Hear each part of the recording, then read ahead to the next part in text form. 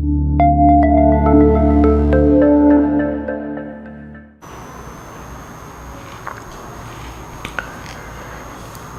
મિત્રો, આ વિડિયોની અંદર આપણે કમ્પ્યુટરના સિસ્ટમ સોફ્ટવેર જે છે એ કેવી રીતે કામ કરે છે અને સિસ્ટમ સોફ્ટવેર શું છે એ તમામ પ્રશ્નો જે છે એ આપણે જોઈશું. તો શરૂઆત કરીએ મિત્રો સિસ્ટમ સોફ્ટવેર. તો સિસ્ટમ સોફ્ટવેર શું છે? પહેલો જ પ્રશ્ન છે સિસ્ટમ સોફ્ટવેર એટલે શું? તો કમ્પ્યુટર સિસ્ટમને મેનેજ અને નિયંત્રિત કરવા માટેનું એક સોફ્ટવેર એને સિસ્ટમ સોફ્ટવેર કહેવાય. હવે સૌથી મોટું જો સિસ્ટમ સોફ્ટવેરનું ઉદાહરણ હોય તો એ છે ઓપરેટિંગ સિસ્ટમ. જો આપણા મોબાઈલ અથવા આપણા કમ્પ્યુટરમાં ઓપરેટિંગ સિસ્ટમ ન હોય તો આપણે કાર્ય કરી શકીએ નહીં. તો અહીંયા છે કે ભાઈ સિસ્ટમને મેનેજ કરવા અને નિયંત્રિત કરવા માટે જે સોફ્ટવેર વપરાય છે એને કહેવાય સિસ્ટમ સોફ્ટવેર. કયું મુખ્ય સિસ્ટમ સોફ્ટવેર છે? તો ઓપરેટિંગ સિસ્ટમ. મેં તમને પહેલા જ કીધું કે ઓપરેટિંગ સિસ્ટમ એ સૌથી મહત્વનું સિસ્ટમ સોફ્ટવેર છે. સિસ્ટમ સોફ્ટવેરના પ્રકાર કયા કયા સામેલ થાય? તો ઓપરેટિંગ સિસ્ટમ આવી ગયું, ડિવાઇસ ડ્રાઈવર એ પણ આવી ગયા, અને યુટિલિટી સોફ્ટવેર. આ બધા જ જે છે એ મિત્રો સિસ્ટમ સોફ્ટવેરના ઉદાહરણ છે. બાયોસ એટલે કે બેઝિક ઇનપુટ આઉટપુટ સિસ્ટમ શું છે મિત્રો? તો એક સિસ્ટમ સોફ્ટવેર જ છે કે જે આ તમામ આપણી સિસ્ટમ છે કમ્પ્યુટર સિસ્ટમ એને મેનેજ કરવાનું કામ કરે છે, અને ખાસ કરીને બાયોસ જે છે એ બૂટિંગ માટે ઉપયોગી છે, એટલે કમ્પ્યુટરને સ્ટાર્ટ કરવા માટે ઉપયોગી છે. સિસ્ટમ સોફ્ટવેરમાં કયું મુખ્ય કાર્ય છે? તો એ છે મિત્રો કમ્પ્યુટર હાર્ડવેરને મેનેજ કરવું એ સિસ્ટમ સોફ્ટવેરનું મુખ્ય કાર્ય છે.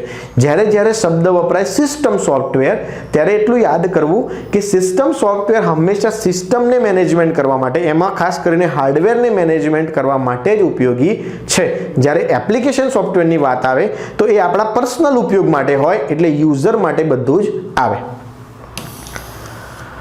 ડિવાઇસ ડ્રાઈવર્સ શું કરે છે? ડિવાઇસ ડ્રાઈવર એટલે આપણે કોઈ પણ ડિવાઇસના ડ્રાઈવર ઇન્સ્ટોલ કરીએ છીએ એ શું કરે છે?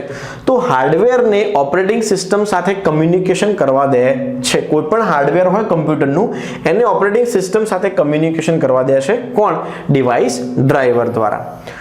યુટિલિટી સોફ્ટવેરનો ઉપયોગ શા માટે થાય છે? યુટિલિટી સોફ્ટવેર, નામ જ છે એનું યુટિલિટી, એટલે કે કમ્પ્યુટર સિસ્ટમની કામગીરી સુધારવી. બરોબર છે? જે કામ દાખલા તરીકે ફાઇલ મેનેજમેન્ટ છે તો એની અંદર જ્યારે ફ્રેગમેન્ટેશન કરવું હોય, બરોબર છે, તો ત્યારે આવા યુટિલિટી સોફ્ટવેર વપરાતા હોય છે. જેમ કે એન્ટીવાયરસ થઈ ગયા, વાયરસ દૂર કરવા માટેના. બરોબર છે? કયું સિસ્ટમ સોફ્ટવેર સ્ટાર્ટઅપ સમયે કમ્પ્યુટરને બૂટ કરવા માટે જવાબદાર છે? તો બાયોસ. ઘણી વખત આવી ગયું બાયોસ. વાયરલ પ્રોગ્રામ્સને શોધવા અને દૂર કરવા માટે કયું સિસ્ટમ સોફ્ટવેર જરૂરી છે? આ વાયરલ નથી, વાયરસ છે. વાયરસ પ્રોગ્રામને શોધવા માટે એન્ટીવાયરસ સોફ્ટવેરની જરૂર પડે છે, તો આ પણ એક સિસ્ટમ સોફ્ટવેર છે.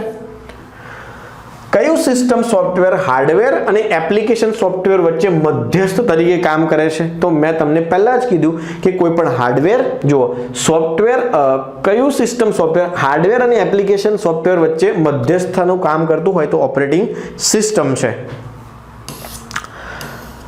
આપમેળે બેકઅપ અથવા તો ડિસ્ક ક્લીનિંગ જેવા કામો માટે કયું સિસ્ટમ સોફ્ટવેર જવાબદાર છે? તો યુટિલિટી સોફ્ટવેર. મેં તમને પહેલા કીધું કે ડિસ્ક ક્લીનિંગ, ફ્રેગમેન્ટેશન કરીએ ને આપણે, તો જે સ્લોટ વારંવાર ફિક્સ થઈ ગયા હોય એને દૂર કરવા માટે, ફ્રેગમેન્ટ કરવા માટે મેમરી મેનેજમેન્ટની અંદર વપરાય છે ડિસ્ક ક્લીનિંગ. પછી આપમેળે બેકઅપ, જેને આપણે ઓટો બેકઅપ કહીએ છીએ, તો આ બધું જ જે છે એ યુટિલિટી સોફ્ટવેર દ્વારા સંભવિત છે. ફાયરવોલ સોફ્ટવેર કાર્ય શું છે? ફાયરવોલ સોફ્ટવેર શું કામ કરે મિત્રો? તો સિક્યોરિટી પ્રોવાઈડ કરે. જુઓ, નેટવર્ક ટ્રાફિકને મોનિટર કરે અને નિયંત્રિત કરે છે. આપણું જે નેટવર્ક કનેક્શન જે છે, નેટવર્ક એટલે ઇન્ટરનેટ સાથે તમે કનેક્ટ કરો છો અથવા લેનની અંદર તમારું કમ્પ્યુટર કનેક્ટ કરો છો, તો એવા સમયે તમારા કમ્પ્યુટરના નેટવર્ક ટ્રાફિકને મોનિટર કરે અને નિયંત્રિત કરનારું કામ કોણ કરે છે? Firewall software. સિસ્ટમ સોફ્ટવેરનો મુખ્ય ઉદ્દેશ્ય શું છે? તો મુખ્ય ઉદ્દેશ્ય છે મિત્રો યુઝરને એપ્લિકેશન સોફ્ટવેર ચલાવવા માટે પ્લેટફોર્મ પ્રદાન કરવું.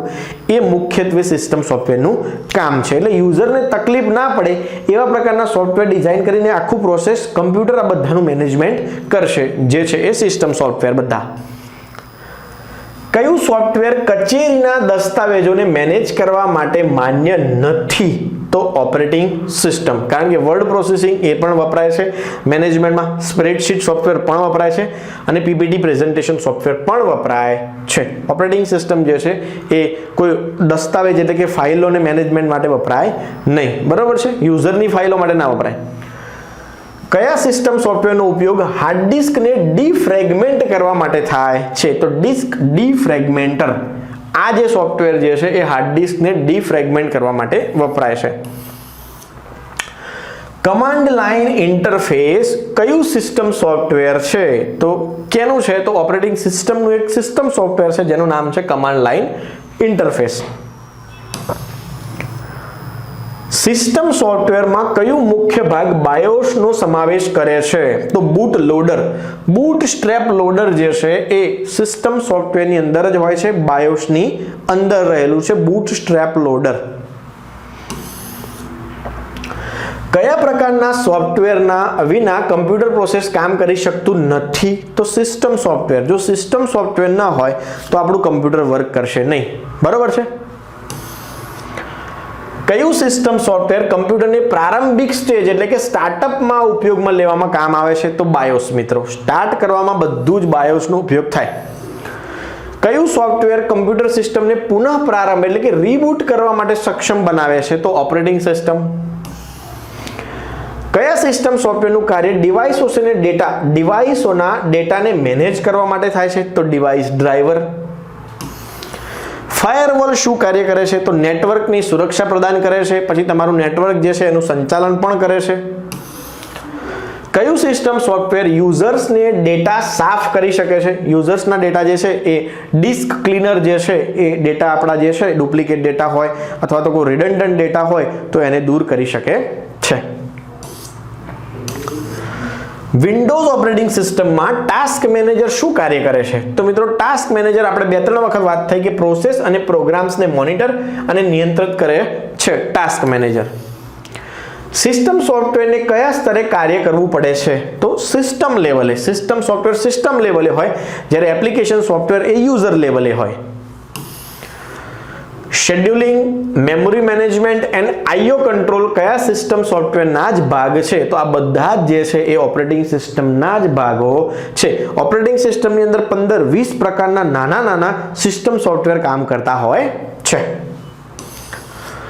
સિસ્ટમ રીસ્ટોર યુટિલિટી સોફ્ટવેર શું કરે છે? રીસ્ટોરનો મતલબ શું થાય મિત્રો? કે ઓપરેટિંગ સિસ્ટમના જમાવટને પુનઃસ્થાપિત કરવી, એટલે કે ભાઈ સિસ્ટમ ફાઇલો જો કોઈ ઉડી ગઈ હોય તો એને રીઇન્સ્ટોલ કરવી અથવા તો રીજનરેટ કરીને, બરોબર છે, આ રીસ્ટોર કરી શકાય છે. કેવી રીતે સિસ્ટમ સોફ્ટવેર હાર્ડવેરને નિયંત્રિત કરી શકે છે? તો ડિવાઇસ ડ્રાઈવર દ્વારા. સિસ્ટમ સોફ્ટવેર જે છે એ હાર્ડવેરને કેવી રીતે નિયંત્રિત કરી શકે? તો મિત્રો એ જે છે એ ડિવાઇસ ડ્રાઈવર ઇન્સ્ટોલ કરીને સિસ્ટમ સોફ્ટવેર કંટ્રોલ કરી શકાય છે.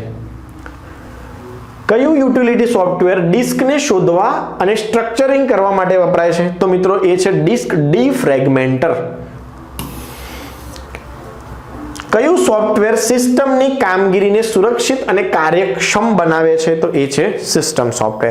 તો મિત્રો અલ્ટિમેટલી સિસ્ટમ સોફ્ટવેર એટલે શું? તો સિસ્ટમ સોફ્ટવેર એટલે કમ્પ્યુટરના જેટલા પણ હાર્ડવેર છે અને કમ્પ્યુટરના જેટલા પણ ભાગો છે એ બધાનું મેનેજમેન્ટ કરીને યુઝરને એપ્લિકેશન સોફ્ટવેર જોડે કોલેબોરેશન કરી આપવું એ કામ છે સિસ્ટમ સોફ્ટવેરનું, બરોબર છે. ઇન શોર્ટ કહીએ તો તમામ હાર્ડવેરનું મેનેજમેન્ટ કોણ કરે? સિસ્ટમ સોફ્ટવેર કરે, બરોબર છે. જુદા જુદા સિસ્ટમ સોફ્ટવેર જુદું કાર્ય કરતા હોય છે, પણ મુખ્ય કોણ છે? ઓપરેટિંગ સિસ્ટમ એ મુખ્ય આપણું સિસ્ટમ સોફ્ટવેર છે. ઓકે, તો હવે નેક્સ્ટ વિડીયોમાં આપણે એપ્લિકેશન સોફ્ટવેર જોઈશું.